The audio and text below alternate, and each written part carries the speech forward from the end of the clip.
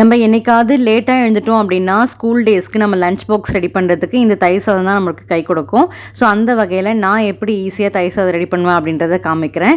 So ரொம்ப ஈஸியாக ready பண்ணலாம். நான் இன்றைக்கி தொட்டுக்க பொட்டேட்டோ ஃப்ரை வந்து ரெடி பண்ணி கொடுத்துருக்கேன். ஸோ நார்மல் குக்கிங் ரைஸ் இருக்குது பார்த்திங்கன்னா, நம்ம நார்மலாக வீட்டில் பொன்னி அரிசி வெடிப்போம்ல. ஸோ அதில் வந்து நான் பால் தண்ணி ரெண்டுமே ஆட் பண்ணி நல்லா வேக வச்சு எடுத்துக்க போகிறேன். ஸோ இந்த ரைஸ் வந்து நான் ½ hour முன்னாடியே ஊற வச்சுருந்தேன். ஸோ இப்போ வந்து பால் தண்ணி ஈக்குவல் அமௌண்ட்டில் ஆட் பண்ணி நான் வேக வச்சு எடுத்துக்கிறேன். ஸோ ஒரு பக்கம் வந்து வெந்துட்டு இருக்கட்டும். சைட் பை சைட் கடாயில் கொஞ்சமாக எண்ணெய் ஊற்றிக்கோங்க. 2 பல்லு பூண்டு தட்டி ஆட் பண்ணிக்கோங்க.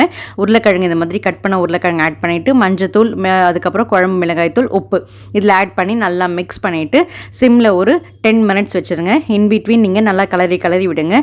ஸோ நம்மளோட பொட்டேட்டோ ஃப்ரை வந்து சூப்பராக ரெடி ஆகிடும். ஸோ உங்களுக்கு காரம் அதிகமாக வேணும் அப்படின்னா நீங்கள் இன்னும் கொஞ்சம் காரம் ஆட் பண்ணிக்கலாம். நான் குழந்தைங்களுக்கு கட்டுறதுனால இது போதும்னு சொல்லிட்டு விட்டுட்டேன்.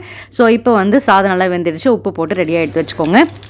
கடாயில் கொஞ்சமாக எண்ணெய் ஊற்றிட்டு கடுகு, உளுத்த பருப்பு, சீரகம், கொஞ்சமாக காஞ்ச மிளகாய், கருவேப்பிலை, பெருங்காயம் ஆட் பண்ணிவிட்டு இதை வந்து நான் இது கொஞ்சம் பட்டர் ஆட் பண்ணிக்கோங்க. ஆல்ரெடி உப்பு ஆட் பண்ணியிருக்கேன். இப்போ வந்து வெந்த சாதத்தில் பட்டர் ஆட் பண்ணிக்கோங்க. அப்புறம் நம்ம தாளிச்சு வச்சுருந்தோம் இல்லையா, அதையும் ஆட் பண்ணி நல்லா மிக்ஸ் பண்ணிக்கோங்க. உங்களுக்கு ரொம்ப கட்டியாக இருந்தது அப்படின்னா நீங்கள் தண்ணி ஆட் பண்ணிக்கலாம். நார்மல் வாட்டரை நீங்கள் ஆட் பண்ணிக்கலாம். சுடு தண்ணி இதை ஆட் பண்ணணும் இல்லை, நார்மல் வாட்டர் ஆட் பண்ணி நல்லா இந்த மாதிரி நல்லா மிக்ஸ் பண்ணிவிட்டு ஆற வச்சுருங்க. ஆறினதுக்கப்புறம் கொஞ்சமாக நான் இப்போ காட்டின அளவுக்கு தயிர், ஜஸ்ட் ஒரு 1/4 ஸ்பூன் அளவுக்கு தயிர் ஆட் பண்ணால் போதும். ஆட் பண்ணி நல்லா மிக்ஸ் பண்ணிக்கோங்க. நல்லா ஒரு சேரு நல்லா மிக்ஸ் பண்ணி ஆறுனதுக்கப்புறம் தயிர் சாதம் இந்த மாதிரி பேக் பண்ணுங்கள் ஃப்ரெண்ட்ஸ். சுட பேக் பண்ணாதீங்க, கட்டி ஆகிடும். ஸோ இந்த மாதிரி ஆறுனதுக்கப்புறம் நீங்கள் பேக் பண்ணிங்க அப்படின்னா மதியானம் பசங்க சாப்பிட்ற அளவுக்கு அதே கன்சிஸ்டன்சியில் அப்படியே மெயின்டைன் ஆகும்.